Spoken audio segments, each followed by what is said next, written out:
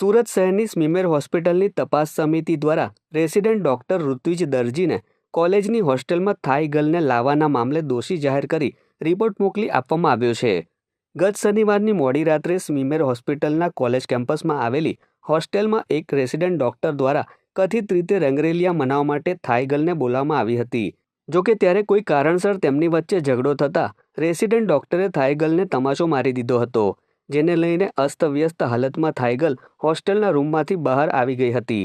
આ સાથે જ આખો મામલો તંત્રની સામે આવ્યો હતો. તો બીજી તરફ સ્મીમેર મેડિકલ કોલેજમાં ડોક્ટર ઋત્વિજ દરજીના રંગરેલિયા મનાવતા પ્રકરણમાં 5 સભ્યોની તપાસ સમિતિ નિમાઈ હતી.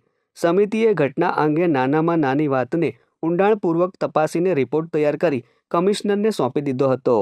આ તપાસમાં વોર્ડન, રેક્ટર, સિક્યુરિટી ગાર્ડ તેમજ અન્ય લોકો સાથે પણ વાતચીત કરવામાં આવી હતી અને જેટલા પણ દસ્તાવેજો સામે આવ્યા તેને પુરાવા તરીકે રજૂ કરવામાં આવ્યા હતા. મળતી માહિતી મુજબ જે પ્રકારના એવિડન્સ અને નિવેદનો મળ્યા તેના આધારે રેસિડેન્ટ ડોક્ટર ઋત્વિજ દરજીને સસ્પેન્ડ કરવાનો નિર્ણય લેવામાં આવ્યો છે. જોકે ખાતાકીય તપાસ બાદ કેટલો સમય સસ્પેન્ડ કરાશે તે નક્કી થશે. जो 5 लोगों की तपास समिति बनाई थी उसने उसका रिपोर्ट सबमिट कर दिया है. उसके हिसाब से उस स्टूडेंट को यहाँ से सस्पेंड करने